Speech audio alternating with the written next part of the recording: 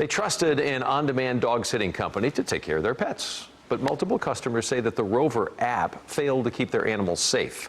Consumer investigator Alana Otler here tonight with one local family's warning for others. Alana? Well, Doug, as a pet owner, you really want to know that your pup is in good hands.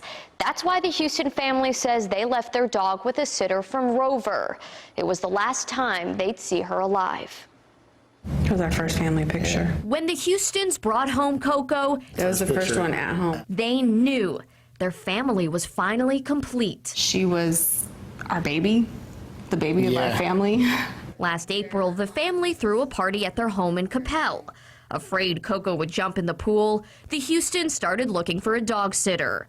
Sean and Amy eventually chose a sitter through Rover. Often compared to Uber or Airbnb, Rover is a popular app that connects pet owners with walkers and sitters. I chose Rover specifically because of the persona that they put it out there to be safe and a guarantee. The Houstons expected to drop Coco off for a few hours. Then they received a frantic text. Coco was missing. The family rushed to the sitter's house, only to find it was too late. The thing that we were trying to protect Coco from was precisely what ended up happening to her. Coco had fallen into the sitter's pool and drowned. I screamed and I cried. I felt every possible emotion that I could. The Houstons are not alone. CBS News spoke to 14 families who say their dogs died while in the care of sitters found through apps.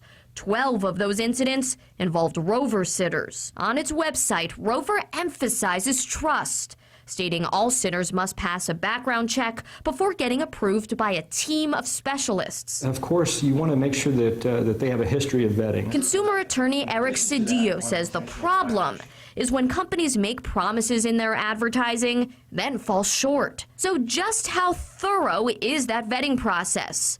When applying for Rover, the first prompt asks not about safety, but about how much money you'd like to make. Their priority is making money and not the safety of these animals. Rover says applicants must provide testimonials, a profile photo, and pass a safety quiz. Extra certification is only required for dog walkers, which involves learning how to use dog collars and harnesses.